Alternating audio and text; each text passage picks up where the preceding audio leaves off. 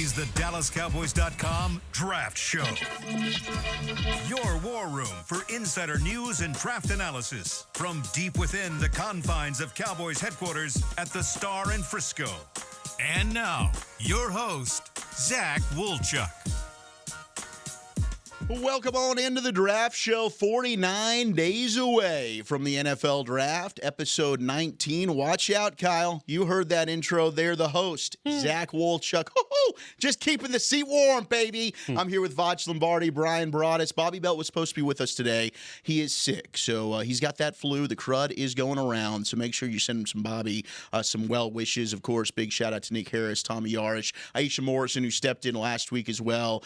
We love everybody who's a part of this thing, but let's get right to it, boys. We had the retirement of Zack Martin yesterday, and one of the big takeaways for me that Zack Martin was talking about was, one, when he came in his rookie year, this was a run-heavy team, right? You had DeMarco Murray, and he did have the pleasure of already stepping in and having a line that had guys like Travis Frederick and Tyron Smith, and Ron Leary was a stud, and Doug Free was a veteran player. But one of the things he said that helped him was that they really were run-heavy. And instead of lining up and throwing the football 30 to 40 times, like, he got to focus on the run, and that helped him kind of ease in. And he changed positions, right? He was a tackle at Notre Dame. Now, he had played really every single spot along the line of scrimmage, but now he's moving over to right guard. So, one, that made me excited for Tyler Guyton, because it does seem like the stress is, let's get the run game going with Clayton Adams and Coach Riley at the offensive line. Maybe that'll help Tyler Guyton going into year two. But also at right guard, if you look at, okay, now you got Brock Hoffman back, exclusive rights free agent. He's signed. He's going to be competing for that spot. You think 12? We should be looking a little bit more at guard than we had in the past? Fellas, I just know the internet's in shambles right now, but let's just have a discussion, okay? Let's just have a civilized discussion. Let me just set the table for this a little bit. Broaddus, Zack, how much is too much investment on your offensive line? Because that's a conversation that's just going around. Hey, man, we got 2 first-round picks already. We got a third rounder, and we got 2 undrafted guys. And what they'll do is they'll point to other teams like, hey, man, this team only got a couple 2s or 3, and maybe they got a 1. And when the Cowboys were in their glory days, we had 3 firsts. And they were all Pro Bowl, give them a jacket. Travis probably would have been a jacket guy, but he left a little late. So, fellas, with this offensive line currently constructed, because there's people on the internet saying, hey, man, what about Nathan Thomas? What about can Austin Richards step in, right? What is too much investment for y'all? Is 3 first-round picks too much now? Should we, second, third round, should we just go with the undrafted or the 7th-round guys and try to make that work? Brian, Zack, please help me out, because I'll take Tyler Booker at 12 right now and put him right there. But apparently 3 first-round picks is way too much just to be investing in your line. Yeah, I think, to me, where the one thing that this line coach, and I don't know so much about the Kansas State with Coach Riley, I know that he works well with probably less talent players than other teams in the country, and gets a lot out of it. They're very physical run offense, the way, we've all evaluated Deuce Vaughn, and we saw that and how they operate, and then we did BB, and so there's an element of that. I think that you're in a situation right now, though, where I'm not a huge fan of currently what you got at right guard. I'm not a fan of the Hoffman and the Bass and that. If you tell me that I can add a Booker or a Donovan Jackson or somebody like that, or if I can move one of these tackles to play inside, I'll address that. And I don't think it's ever too much for offensive linemen. These coaches might prove me wrong. They might be able to take Hoffman and Bass and others and make it work. Sure. I don't know that yet. My indications are that I saw Arizona do more with less. Saw Kansas State do more with less. Maybe these are more than less coaches. I circle back to when Zack, when you opened this up, talking about the guys that were here that, when Martin said, "Oh, run heavy." That's Bill Callahan, running game Moses. Sure. That's a guy that took Not many people thought much about Ron Leary. Ron Leary had a bad knee that kept him from getting drafted, but look what he did. He took Doug Free, Ron Leary. I mean, yeah, you had some first-round guys, some very talented Hall of Fame type players to go around that. But I wish I could answer the question. I personally would draft a guard, but because I don't know yet what these coaches are. Mm-hmm. I have an idea from afar, but if I'm sitting in that personnel room, I'm thinking, okay, these guys are going to tell me they can coach. They can coach these guys. Okay, I've seen their film. It looks like they can coach these guys. Mm-hmm. I'm going to try and help them a little bit. I'm going to look at Tyler Booker. I'm going to look at Donovan Jackson. Sure. You know, I'm going to look at Tate Ratledge. Yeah. I'm going to look at these guys, because if I evaluate the film from last year, and nothing against with Bass and nothing against them, but I don't know. I think I could do better. I think I can do better, but maybe these coaches are the difference makers. Maybe next year at this time when we ask this question, it's going to be like, no, don't worry about you don't have to. You don't have to have one of the best linemen in the country, because these guys will get. Look what they did with Will Hernandez. Sure. I was talking with a guy with the Giants about Will Hernandez and their second round pick out of UTEP, and ended up being really a bust for the Giants. He was. Mm-hmm. He goes and plays for the Arizona Cardinals. We're talking about potentially signing him as one of those tier 2, tier 3 free agents. Right. So to me, there's something to be said about coaches, mm-hmm. but I think I want to help these guys. I think I want to help these coaches, with if I can add another piece there. Do I want to do it at 12? I'm probably not really comfortable doing it there. Yeah. But I am comfortable doing it at some point. I'd be comfortable with Booker at 12. I would be. I do love Donovan Jackson. I've talked about that here. I think Booker is more of the plug-and-play guard because he's done it on the right side. I mean, you talk about dominant in the run game, knocks people off the ball, can mirror linemen, get to the second level. I know he didn't test great at the combine. I don't care about that. That's not a big difference maker for me. And in the second round, I think you do have some options. I mean, you brought up Tate Ratledge. That's another dude. Mahler, I do think pad level can be an issue with him, but a 3-year starter at Georgia. And then a guy at offensive tackle that I think is going to play guard from Arizona, Jonah Savaina. Mm-hmm. And I might have butchered his last name. I apologize. Jonah from Zona. Jonah from Zona. Yeah. But, I mean, that's a dude who grew up, went to high school in Honolulu, 3-star recruit, team captain. He's got a wide base, strong punch, can get off balance, which I do think will hurt his hand placement. But that's another guy that I like the awareness he plays with in the run game. I think that he's tough to get around. He projects much better as an inside player for me. Wyatt Milam, another guy that I'd throw out there that we've talked about on the show as well, who I'm a big fan of, the guard from West Virginia. Started 32 of 36 games, including 31 in a row. He was the Iron Mountaineer Award. I mean, you got some options. It doesn't have to be at 12. And there are some, when you look at Donovan Jackson from Ohio State, maybe he's able to slide to you there at 44. But the dude who's really, I mean, at 12, I think that we get a lot of questions about is Armand Membu from Mizzou. And when I watch his game, I do see maybe some similarities to Tyler Smith athletically. Mm-hmm. Now, I do think he's a right side player. Okay. Right guard, right tackle. I think he's athletic enough to play tackle, but I want to keep him on that side. Now, I don't know that he's making it to 12, but if he's there, I think the two conversations we would have in the first round would be Membu at 12 out of Mizzou and Booker from Bama. I think those would probably be the only two in play, unless you guys wanted to argue for somebody else there. As far as Membu, I don't even see him as a guard, really. I think he's he's a tackle. I think he's a tackle. I think he's a tackle. I think he's a great mover, pass blocker. Now, if you're one of these teams that's gonna run a lot of wide zone and you need the athletes, then sure, put him at guard and let him do the athlete thing. And that's where we just don't know. We just don't fully know what Dallas wants to do right now, run game wise, right? But it's just that, look, man, Tyler Booker's just he's made of all the guard stuff that I like, man. Like, just driving people off the football makes me smile at night. Plays with an edge. And just one more thing I want to bring to the conversation though, fellas. Like, yes, something may be good enough. Mm-hmm. This player may be good enough, or just the guys that we have, and just like saying, hey, such and such, step up. That may be good enough, right?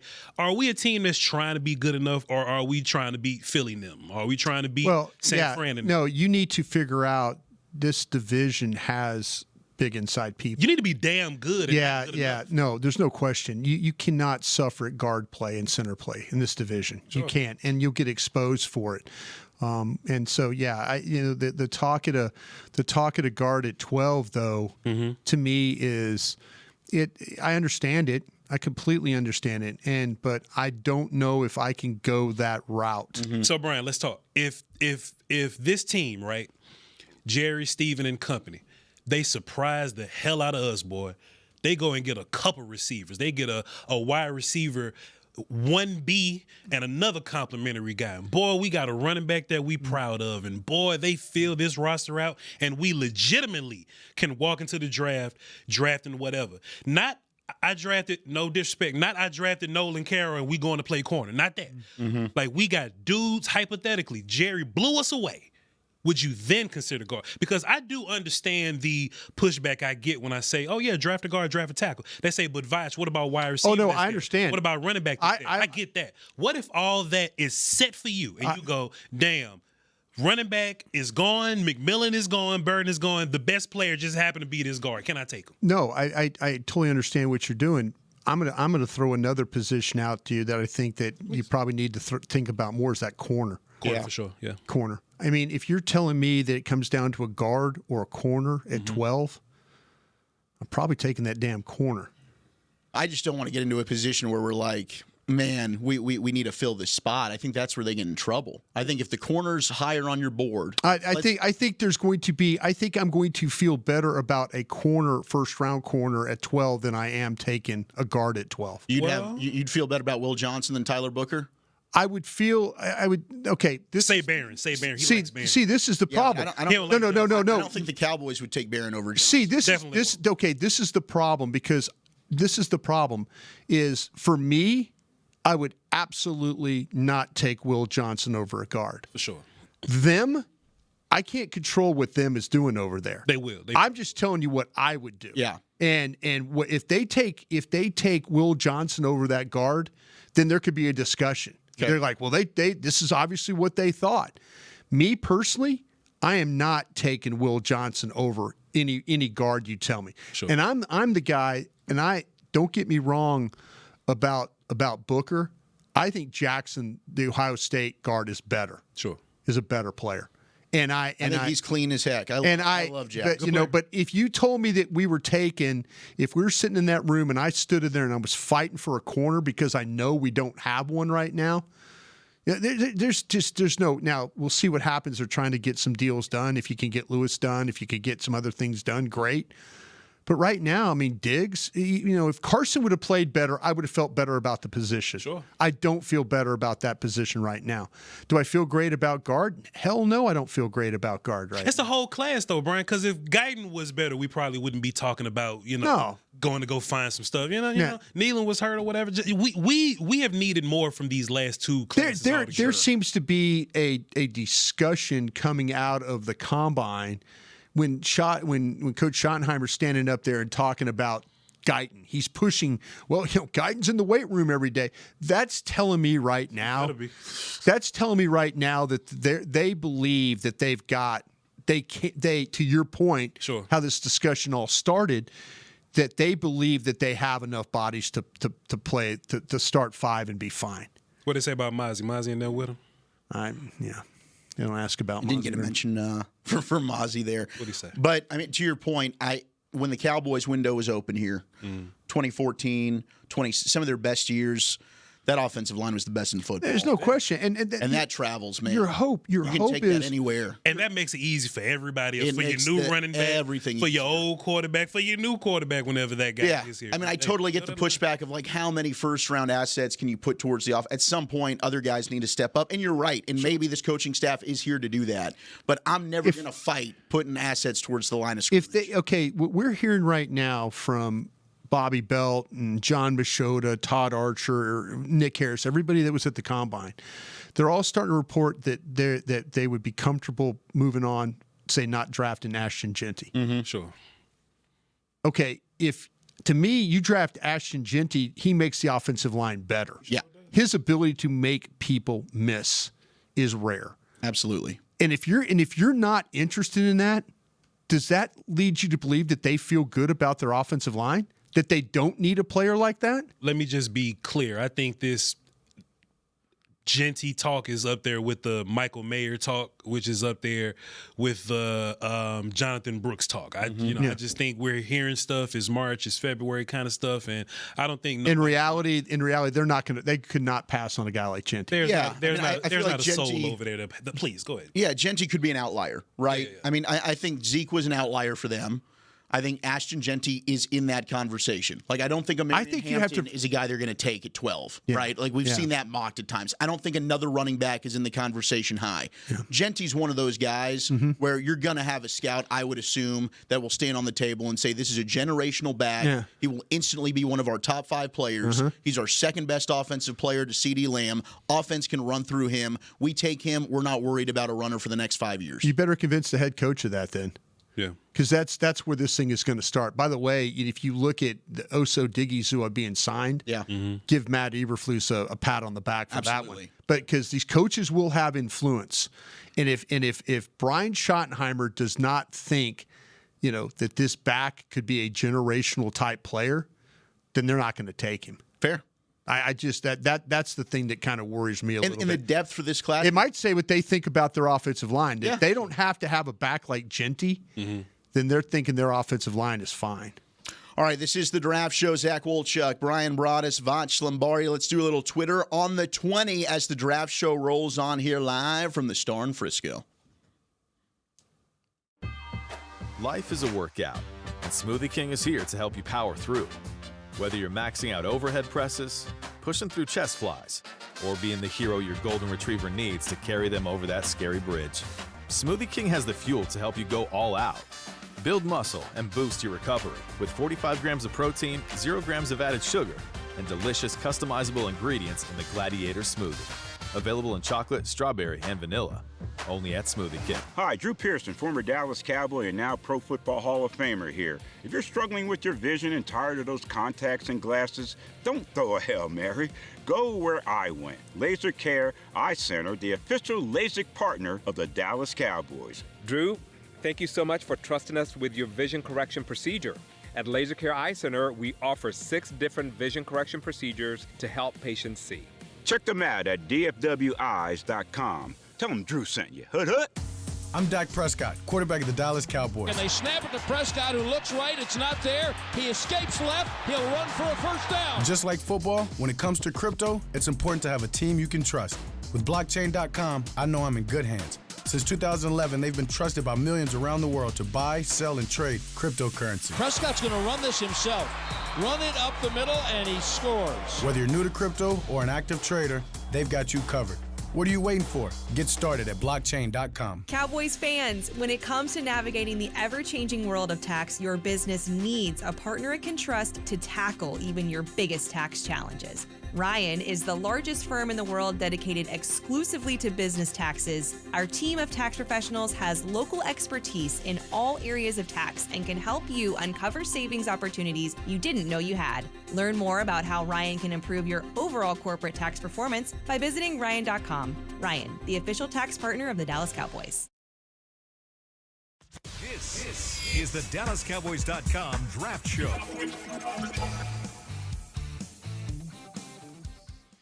Hell going on, man? Upgrade your Cowboys wardrobe with the freshest gear in the game. Stop by a pro shop near you or shop online at shopdallascowboys.com. A fantastic experience. Draft Show rolling on. Here's Zack Wolchuk, Voch Lombardi, and the Super Bowl winning scout, BryanBroaddus. It is time now for some Twitter on the 20.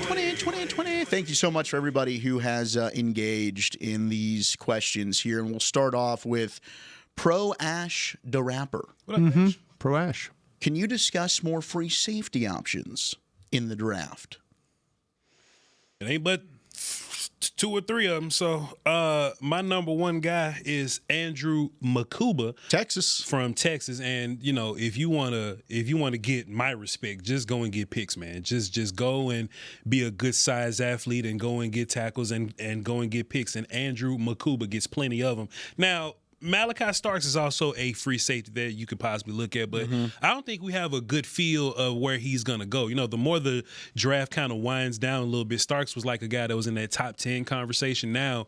What y'all think? He's maybe like a teens guy now? You think he'll you know, in the 20s maybe? So I'm not sure. Yeah. But Xavier Watts is another guy that could play all the safeties, and he gets hits. So I'm a fan of those three guys. If you don't want to wait way until like the third round or something like that. Kevin Winston, Penn State. Brian loves him a lot. Plays on the roof, you know. Bats balls down, got some good range and some decent IQ, and he comes up and he tackles folks. So those are four names for you. Yeah, Ransom too from Ohio State is a guy that I really liked with some range. I think he's best when he can play as a true free. If you're looking for somebody late, and I mean late, probably with a fifth round type of a grade. I know that maybe Voch likes him a little bit better than me. We've had this discussion last night. Was Billy Bowman from Ryan Rader from Oklahoma? Yeah, and he's a little bit of a smaller guy on film. Is. He looks he's a 5'10", he's a 198 guy. But if you're looking for kind of a day 3 guy, that would be a direction that I would go. More of a true free. He's had 11 interceptions the last 3 years. He picks. And he'll get picks. Now, he will not help you at all tackling very much. But the coverage aspect and things like that, maybe a day 3 guy there. But Makuba, to me, is, 6 foot, 186. You gotta like the way that he plays, the way he tracks the ball, the way he finishes. There's a lot of really positive things about him. That was a good poll there with Billy Bowman Jr. Always been a fan of his. Got to cover him in high school. But you mentioned Xavier Watts, and we talked about him a little bit yesterday. Yeah, I think he's more of a strong. Really? Yeah. I think he is a free. I think he can be interchangeable. I like Sure. Now downhill and pressuring the quarterback, like he's great in run support, so I can see what you're talking about there. But he's got range, man. Sideline to sideline, can play all over the field. Yeah. High IQ player. I think he's got fluid technique. He can improve shedding blocks, playing under more control. But I think he's an impact type of player. Yeah. So Makuba, I think you and I have both been really high on him. Was productive at Clemson and then at Texas. But Xavier Watts is one of these guys, man. As like the draft goes on, he's got to be one of the most fun tape studies that I think that I've gotten the pleasure of watching so far in this class. Well, he could play down. He could play. You mentioned he could play down. He could play back. They put him in the slot, and he plays really well with his eyes. He does, and I love the way the kid reacts to the ball. Watts is just magical. Like if you watch some other safeties, you can be like, okay, I can see why you went that way because the quarterback kind of peeked. Yeah. You did it. Watts just floats in a general direction. He does. In a general direction, the ball just goes to him. Right. I really can't explain how he gets picks, but he does. He gets them.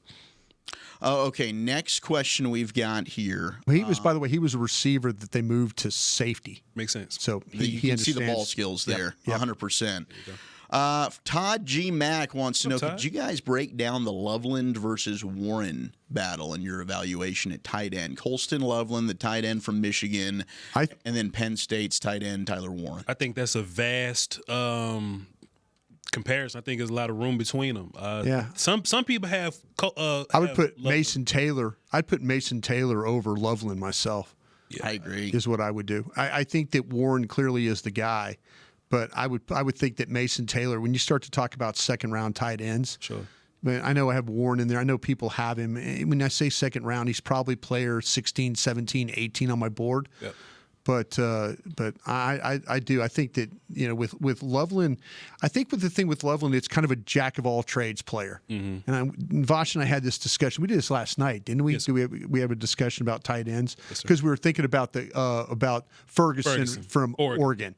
And so yeah. So I think that to me with Loveland, all his stuff is by movement. Yeah. It's all by. It has to be movement. It can't be in line.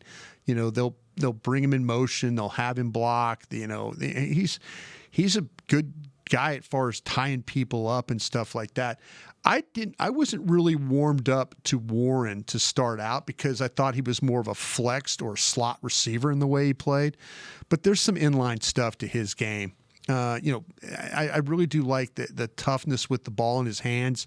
You could see he'll make tackles miss, red zone threat. I know Jeff Kavanaugh asked me this morning, or somebody on Twitter asked me that, hey, give me a red zone threat of a guy. And I think I brought up Tyler Warren as that kind of guy that's a really good red zone player. I would like I say, I would have him Warren, Mason Taylor, and then Loveland would be the guys that my three. Just like Warren's a stud. Yeah. Warren is one It's for not me. even a question in my mind. He's a dude. Warren is one for me. Fannin, then Helm, then Taylor, then Ferguson, then Loveland in the third round for me.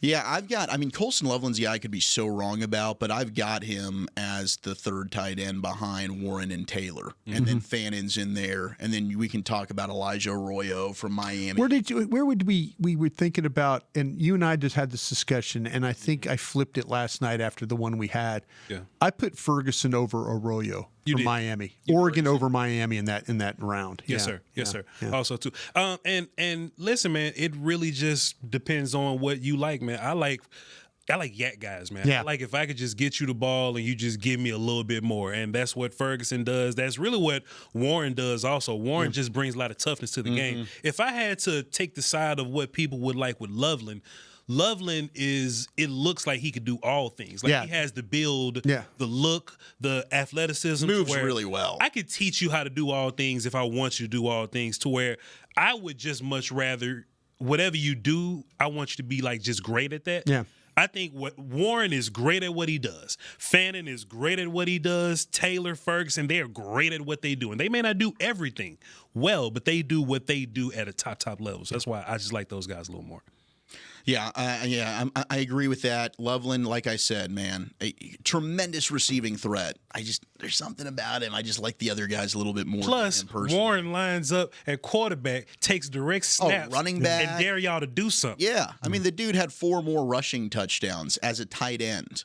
Unbelievable what he was able to do, and he comes with the bloodlines. I mean, I put in my notes, screw Loveland, give me this guy. I was watching Tyler Warren. I mean, no disrespect to you, Colston Loveland. No disrespect. Stud, but I think a third round grade for a tight end is a really good. That's really good grade. No, and this class has some good tight ends that we're looking at here. And with Arroyo, it's like, hey, local kid as well. Went to Frisco Independence, but can he stay healthy? Got him in the fourth. That was a question mark there at Miami. Okay, from Hector Armenta, who do you think are some of the top day 2 slot corners in your opinion?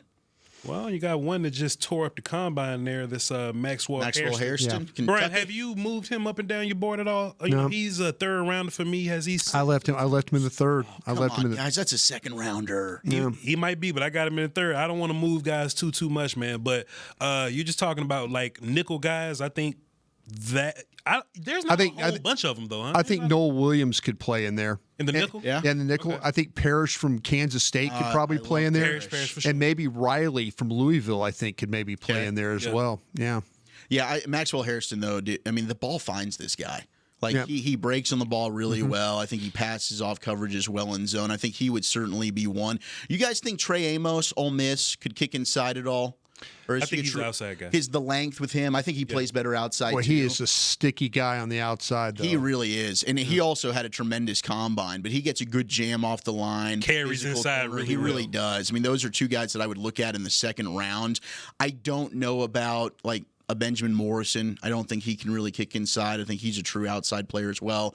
I mean, Barron's a first rounder, but that's a dude that I think could certainly be a really good nickel corner at the next level. But I do like what you were saying with Parrish from Kansas State. I mean, I know he's 5'10", but to me, I love that kid. I love the compete that he plays with.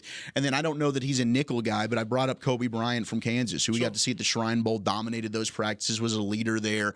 Can he gamble a little bit? Is he a risk taker? He sure is. But I do love kind of that dog mentality that he plays with as we get to see some of Parrish from Kansas State right now. And he is a smaller player, 5'10", 5'11", right there. He's thick, though. He tackles, man. He's thick, yeah. He's not scared to throw his body in there. Okay, let's keep going with Twitter on the 20 from Ray of Hope. Cowboys need offensive weapons. If Genty and McMillan are gone, who's the next best offensive weapon available, in your opinion? Well, I don't want to sound like, recency bias guy, man, but Matthew Golden. No, you've been on Golden the whole time, so go ahead for it. I mean, you're not recency bias. You said he was a first-round player on your board several weeks ago. Golden is sitting right there for you, ladies and gentlemen, and now he's confirmed that he runs as fast as you think he does. I think, he may have been down on some boards because, Texas really didn't figure him out to the end of the season. But, boy, once you got to the end of the season, he was a go-to guy. And, everybody's talking about, well, Voch, where's the clutch guys? Hey, look, whenever the game is on the line, He's a clutch guy. whenever you needed a play, they found that guy. They found that dude. I think Luther Burton is one of those guys, too. Burton's right there with him. I think that he, and I have Burton over Golden. But, like I say, Voch, he and I do a lot of shows together, and he's made some very, very good points about Golden. He said, hey, Broaddus, this guy is going to run well. And he ran great. If you want to talk about a back, I would throw Henderson in this group as far as if you wanted a weapon as a back, a guy that can run and catch as well. Maybe that's something that, he might not be there for you. But I think that when you start to talk about running back weapons, Smith from SMU, Blue from Texas, sure, Harvey from Central Florida. There's. I love me some. These are all weapons, guys that catch the ball well and make things happen with it in their hands. And if they brought back Rico, I think Jaden Blue would be much more interesting for me because I just look at Blue in a comp that I've just thrown out there is like James White. I just think he's a true third down receiving back. He can make plays in space. The fumbles are a huge problem for me, but I don't think he's a guy that I'm giving the keys to my backfield as a true every down back. I think he's a specialty player, but certainly a weapon for you. As far as running back goes, I understand the thought to bring Rico back and all this kind of stuff. Rico did a fantastic job, right? But I don't want us to skimp over running back just because you got Rico. Because shouts out to Rico, man. He had his best year last year, but that was his first year he's been healthy, right? Yeah. Doesn't he normally get hurt? He actually made it through the whole year. Yes. Yeah, absolutely. Would you be good with a combination, please, of Rico? And this is going to sound off because they're kind of the same guy. Rico and Martinez from Miami. No, I don't want that. Because they are the same guy. Same dude. Okay. Rico's better, but same dude. Rico Brooks, Texas Tech. See, I need juice, and I love Taj Brooks. I think Taj Brooks is okay. A complete Where do you? package. Okay, then where with the running backs do you stop with juice? So Sampson. I'm looking at Sampson. I'm looking at Harvey. I'm looking at Blue. Yeah, Blue. Smith. I'm looking at Smith. Yeah, Brashard Smith does. I think he would be a good compliment. I like Brashard Smith. So you guys want? Okay, how about James from Oregon? No juice there, right? James is closer to what Rico kind of is to me. Yeah. So then so to me, I want to find somebody in day 2. I don't want to wait around till like the 5th. Oh, round. I am all about 44 right now. Because if they don't take the one that I would like at 12, then let's see if that thing. Rocket Sanders from South Carolina. Mm-hmm. That might be a good option for you if you want another combo guy. Does Giddings have enough juice for you? I'm in on DJ Giddens. Yeah. I didn't want to bring him up because I know you don't think he does. Oh, that's fine. I mean, you can bring him up. He likes him too. He lacks the long speed. I get that. You're not wrong about him getting caught. Sure. But he's super quick and the elusiveness. That dude is so good at making the first guy miss. See, that's where I kind of had him in that group of guys that are productive, but. Everybody you mentioned, the Sampson from Tennessee, Blue, Smith, Scattaboo. I mean, I'm one of those guys that I hope somebody takes Scattaboo and it's not me. Yeah, me too.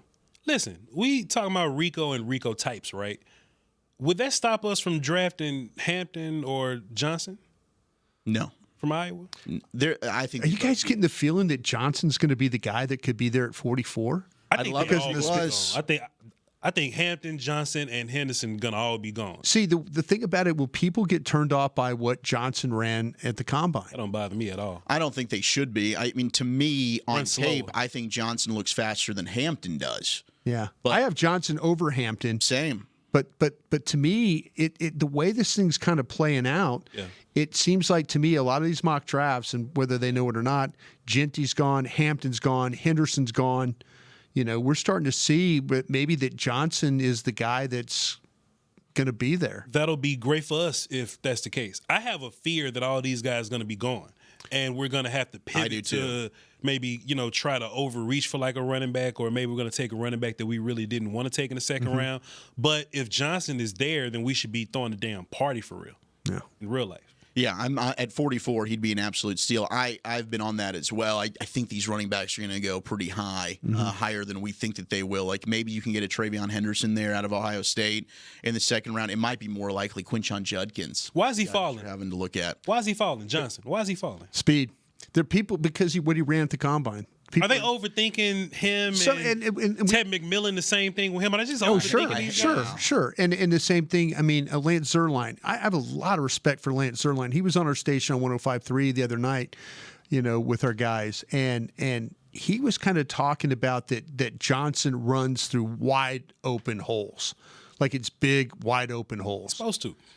Yeah, I'm like going, man, I don't know. I mean, to me, every time they hand him the ball, it seems like when there is the hole closes, whatever, he's kind of getting through the hole and maybe running through somebody, breaking a tackle, and I don't know. I mean, he made it sound like that Johnson was somebody that he wouldn't take. Caleb Johnson bounces off of people, so I really don't care Caleb about. Johnson had 1,060 yards after contact. Thank you, sir. So that would prove what Lance said to be incorrect. And I like Lance fourth a lot. Most in the entire country. Yeah, I like Lance a lot. But yeah, you're right about that. Lance, yeah, I think I don't know, man. I kind of feel like that if you gave me a shot of taking Caleb Johnson at 6'1", 224 pounds. Sign me up, man. I mean, the vision, the runner, the power. He runs with authority.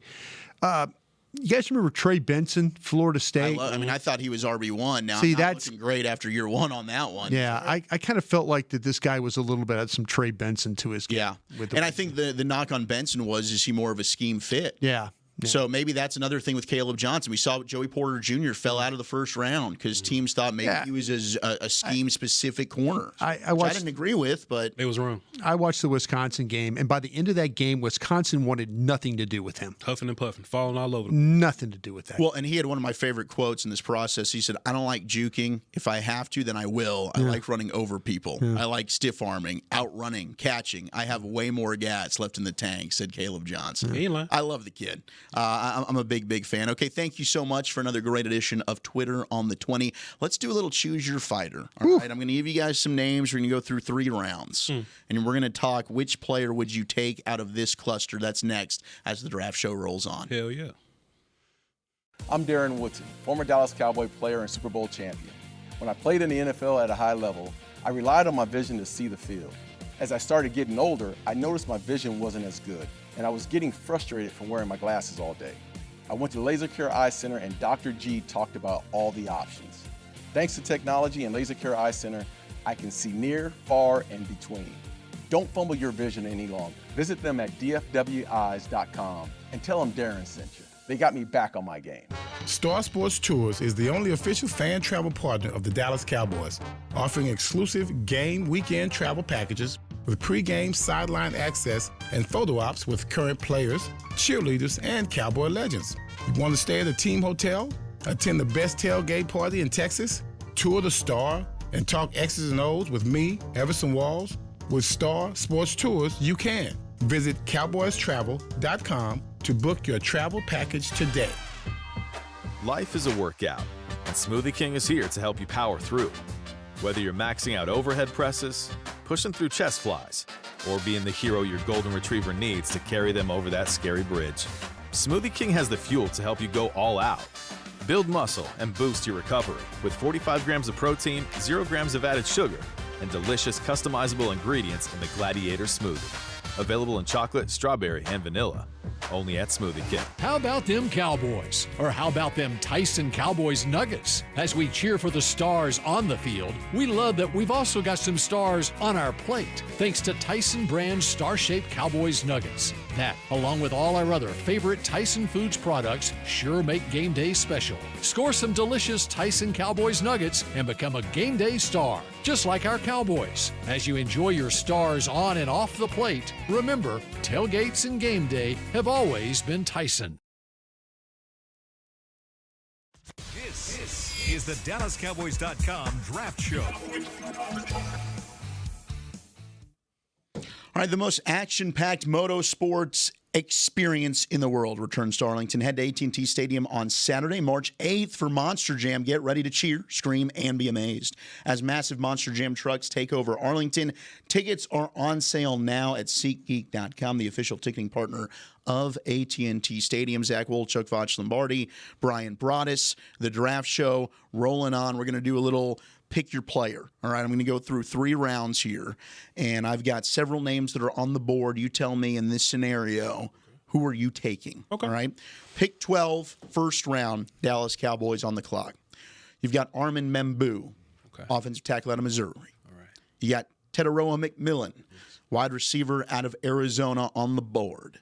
You've got Tyler Booker, offensive guard out of Alabama, and Jalen Walker, linebacker, edge out of Georgia as well. Those 4 players, like them all. I think the Cowboys are sitting pretty here if this were to be how it falls. Yeah. But out of these 4, Membu, McMillan, Booker, Walker, where are you going? Okay, well, I'm going to let Jalen Walker fall to me in the second round, so I ain't worried about that one. The best player out of that group for me is my player number 5, is Teteroa McMillan. I think they're overthinking this kid a bunch, man. You know, we always talk about generational guys. I don't think he's generational necessarily, but what he does with the ball in the air, body control, like I think that's generational. Like high pointing, like look at this, man. Look at this 50-50 ball stuff. That's smooth. That's generational to me. Kuiper told on himself, man. He went on TV, name dropping Kuiper. I'm sorry, but he kind of told on himself a little bit. He said, "Well, contested catches, you could do it versus these college guys, but can you do it versus pros?" Right? And first of all, that's a question that you have to say about any wide receiver coming out in the draft. But there's film. There's film of him versus Travis Hunter doing what he does best. Contested catches. Now, if he went out there versus Travis Hunter and we didn't see him do nothing, or some of the best corners in the league, he just didn't do anything, all right, cool. Then McMillan's picking on the New Mexico State kids, but he does it versus the best guy in the country 2 years in a row. So I'm taking McMillan, I'm pairing him with Lamb, and we're going to have a little party. Yeah, this guy, we always talk about route runners. Mm-hmm. This guy's one of the best ones in the country. He's so smooth in the way he plays. And sure, he's probably going to run in the 4.5s. But you talk about catching the ball on the move. He doesn't fight it. He could take a big hit. He can hold on. I mean, I love the way he catches the ball in traffic. He could punish tacklers himself after the catch. He could be a hard guy to bring to the ground. He's one of the tops in the country when it comes to forcing missed tackles. Mm-hmm. So say what you want about the kid. I would absolutely take him at 12 if he was there. Yeah, I don't need to see him run. I just don't care what 40 time he runs. I'd like to see it. Tape's phenomenal. Yeah, I mean if he does, if he runs fast, then awesome. If I'm gonna ask for Will Johnson to run, yeah, I need to ask for this kid to run. And that's fair. But if he ran and it's a poor time, it's not gonna change my judgment on the player. The tape right there will tell you. It's just outstanding. Tape's good enough. Yeah. And I mean, I think he's a Mike Evans type of player. And maybe he's not as fast as Mike Evans, but I love him. He's my 4th overall player on the board. Mm. In this scenario, he's without question the best player that I would have. And Genty, for those wondering, is off the board. He's not available here in this scenario. So McMillan would be the pick over the other guys. Mm-hmm. Yep. All right. So Teteroa McMillan, the selection there, the wide receiver at 12 out of Arizona. Which second pick though, I'm taking Booker, and I'm not. That would be your number 2 in that. I'm not hesitating at all. I am running to get Booker. I think Booker over Membu. I think Booker is an all-pro type guard dude. I think Membu is going to be a really good tackle in this league. So you would go Tet, Booker, Membu, and then Jalen Walker would be the 4th consideration there. I would take Walker second on my board. They're gonna fire your ass. Actually, I would. They've already tried. I would agree. I would go. I would go McMillan, Walker, Booker, and then Membu. I think Membu would be the last one on my. I have questions. I think Membu is an excellent athlete. I don't know how mean he is. Mm. I think there's a lot of kind of if he were to be have like a Booker mean chip on his shoulder. Mm. Then you could put him over Simmons and Campbell and everybody else in this thing. I just don't know how mean he really is. That's fair. Okay, second round, you've got Xavier Watts, safety out of Notre Dame. Marion Hampton, running back in North Carolina, also available. You've got Trey Amos, the cornerback out of Ole Miss, who's sitting there as well. And you could also go with Azare Thomas, the corner out of Florida State. Zach Wolchuk, these people will give me a damn Nobel Prize if I can walk out of here with Ted McMillan and damn Hampton. Are you kidding me, sir? Yeah. Are you kidding me? And I just know you guys aren't in love with Deion Walker, the defensive tackle out of Kentucky, or else I'd have mentioned him. But I know he's not going to. You wouldn't take him. If you put Harmon in there? Would Harmon change your mind on any of this stuff? I'm still taking Hampton, and they're going to have to give me some type of trophy on the race. I would take Harmon. Over Hampton? Let me see on my stack here. Gosh. Yeah, I would. I've got Harmon a little bit higher than Hampton on here. Okay. I would take Hampton over. Out of these scenarios, I'm definitely going Hampton. I'd probably go Hampton, Watts, then Amos and Thomas. I have it flipped. Thomas over Amos? Yeah, I have Thomas over Amos, but I think I'm with you. I would go Hampton, Watts, Thomas, Amos is how I would rank it. Same for me. All right. Man, if you could come away with Amari and Hampton, Ted McMillan. They're going to throw me a party at Concrete. It's just, to me, I don't feel like that's real, but we can dream. We can absolutely dream. Okay, third round consideration here. Choose your fighter. Kevin Winston Jr., safety out of Penn State. Okay. All right. You've got him right. You've got Omar Norman Lott, defensive tackle out of Tennessee. Okay. You've got Jared Ivey, the edge out of Ole Miss, who's available there. And then we've already taken a running back, so I'll take out the running back. But how about Elijah Arroyo, the tight end out of Miami? Who were your first two guys again? It was Kevin Winston Jr. Okay, I got you. And then Omar Norman Lott. Give me Norman Lott. Okay. Then give me the safety. Then I'm going the tight end. Then I'm going Ivy. You guys don't like Ivy? No, not as much as you obviously do. I like Ivy. I do like Ivy. I like Ivy. It's just a lot of guys I like more than Ivy. That's the problem. Like, okay, if I had to say Ivy or Braden Swinson out of LSU. Swinson is a dude. Swinson. I would take Swinson over Ivy, too. Yeah, I would take Swinson. And we should have took him last round is how I feel about Swinson. Swinson maybe the second round. Yeah, I think Swinson's really good. What about Jordan Birch, the edge out of Oregon? I got Birch. I would take Ivy over Birch. You go Ivy over Birch. See, Birch reminds me a little bit of Tank, the way that he plays, the size. I think Birch is Oregon, by the way. Yeah, folks are. Birch is a much better athlete for his size, I think, and I think Ivy is Ole Miss is like a run down the middle of you. Yeah. I think Ivy's more of a Tank Lawrence kind of guy. Ivy? Yeah. I like Ivy. 8 sacks, 10 tackles for loss. I think he can set the edge in the run. Yeah. To me, he's a good player. I mean, the stunts. Like, if the Cowboys are going to do a lot of stunts with Flus, he's really good at the stunts, in my opinion. Now, like, he doesn't have the great natural bend. That's where Swinson's much better to me as an athlete, being able to bend around the edge. But I like Ivy. Sure. Play this game with me then, boys. Winston, Penn State. Schlesinger from UCLA, linebacker. Okay. Sanders, defensive tackle, South Carolina. Sowell from Texas. Okay, so give me Barron, Sorrell from Texas. Then give me Schlesinger, the linebacker from UCLA. Then you say Sanders and who else? Sanders, defense, and then Winston, the safety from Penn State. I'm going Winston, the safety, and then Sanders. Okay. I was trying to throw you off with the swear. I like this. I like Schlesinger. Like, if you could get him at 76, I mean, this is a run and hit linebacker, super instinctive. Now, he's got 1 year of production.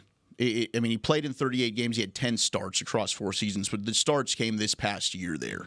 But this is a dude, 163 tackles, 11 for loss, 5 sacks, 2 interceptions, adds special teams value. I think the angles that he takes are really, really good. He's instinctive. I'm a big fan of Carson Schlesinger. In a draft where it's like, ooh, which linebackers do we really love? He's a dude that I would argue for. I mean, if you could get – and linebacker's a need here. I think I'd put him number 1 at that cluster. I'd probably put the safety last for me. Battling with TJ Sanders for that spot, but I think I'd go Schlesinger out of that group. How about who would you take between Ratledge, the Georgia guard, or say Kennard? the edge. I got a second on Kennard, and I got a third on Ravage. Yeah, I'd go Kennard. Okay. I do like Kyle Kennard a lot. I like him a bunch. Okay. It's a lot of edges in this group. There are. Yeah. And that's something that, maybe like three shows ago, it was like me, Kyle, and Tommy, and he was talking about one of the edges, and I was like, yeah, man, I got him in the fourth. He was like, you don't like him? I was like, yeah, I like him. Yeah. There's But just a lot of other edges ahead of him. Me and Brian have watched like 25 edges. Yeah. Yeah. And we may not like 3 or 4 of them. Yeah. But the other 21 got a shot to do something for you. Who's the one that you least liked? Was it Landon Jackson? Way down at the bottom, I got Savion Jones from LSU and Keemon Rucker. Rucker was the guy from North Carolina that I had, and I had a problem with Barron from Miami. Barron from Miami's down there. Yeah. Gelati from Louisville's down there. But besides that, though, Ivy and up, it's about 18 names that I just like them. Is anybody in the group, and I think, Voch, you and I have talked about this, though, and Zach, I want to ask you about this real quick because I might have this guy wrong. Okay. Maybe buried. Jared Wilson, the center from Georgia. Have you seen him? Yeah, he does a good job. He's better than I thought that he was going to be when I watched him play. He was worse than I thought he was going to be. Really? I had because I had heard negative things. Oh no, So we heard great things about him. Well, I had gotten soured on him. I just don't see a starter here. I don't think that's a guy that if you're talking about immediate translating. Because no, I don't. I am trying like hell to find a center, and every center that I watch, I'm kind of like, the one I really like, it potentially would be Willie Lampkin from North Carolina, but okay, it's 5'10", 270. What do we? Zabel. Yeah, see, Zabel's going to go a lot earlier. Yeah. Then probably gonna go in the first round. Second, probably. Yeah. Oh, yeah. Yeah. I mean, he might end up jumping up because I do think he's the guy that's probably the best center in the draft. But yeah, I don't think Wilson's a starter day one at all. See, I was trying to get Voch to like Drew Kendall from Boston College. I haven't seen him yet. Yeah, I mean that's. See, Trapillo I watched the tackle, but I Yeah. haven't seen the center there at Boston College yet. Yeah, man. Did you not? Did you liked him and Voch didn't like him? No, what Kendall? Yeah. I scouted his dad. His dad was a first-round So you pick got with a the soft Seahawks. spot for him. No, I just know he's light in the ass. He's 308 pounds. I can't have a light in the ass. By the way, hey, Voch, last night I meant to ask you this real quick about the guy we did. Just real quick on the Which guy did you do? Our guy from Connecticut. The guy from Connecticut here. Lunt. Okay. I haven't watched Lunch yet. You have not watched him yet? I'm going to watch him later. Okay. So just don't bring. We watched Bowman. No, Chase Lunt. Okay, I'm just saying this. Okay, go ahead. This kid is going to remind you. No, I'm going to wait. Because I want to wait. I want to see. You haven't seen him either? No. Okay. I'll watch him. He's going to Maybe I'll remind watch you of tonight. somebody you're familiar with, I believe. Y'all had to tap in on YouTube at Voch Lombardi to watch the Doing All Right podcast with BryanBroaddus. Did you guys watch Teddy Buchanan, the linebacker from Cal? No, we have to do that one. Yeah. Okay. Because all these linebackers making me sick. Teddy Buchanan's not going to make you sick, and that's one of our Shrine Bowl guys, Voch, and he flashed at some of the practices. So did Martin, the Memphis kid. Teddy Buchanan, instinctive. Like a lot of these linebackers lack some instincts. That was Teddy a Buchanan's gang got him. of 7 guy that you just shot down on my gang of 7 guys. So I'm fearful about even asking. Hey, watch Teddy Buchanan. You tell me what you think. Every time somebody recommend a linebacker for us, we just get sick of them. Kyle and Tommy said, "Oh, Voch, Nick Martin from Oklahoma State. Nick Martin. Write this name down, Voch. Write this name down." I said, I bet we're going to watch some Nick Martin. And boy, I was sick of Nick Martin. You'll like what you see from Teddy Buchanan. Running the opposite direction when the ball going over there. Or Nick Martin just standing up and not moving, looking around. Boy, Draft Show Scouts at home, let me know what you think about Teddy Buchanan. All right. Thank you so much for everybody who's been a part of this one. Of course, in the back there, Jazzy, Josh, just kicking butt, taking names, Chris Beam as well, Voch, Brian, Kyle Yeomans, who hopefully back very, very soon if his schedule allows. Bobby Belt, get well, buddy. Tommy Yarish, Nick Harris, we love you. I'm Zack Wolchuk. Until next week, hugs and hand pounds, everybody. This has been a production of DallasCowboys.com and the Dallas Cowboys Football Club. How about this, Cowboys? Yeah!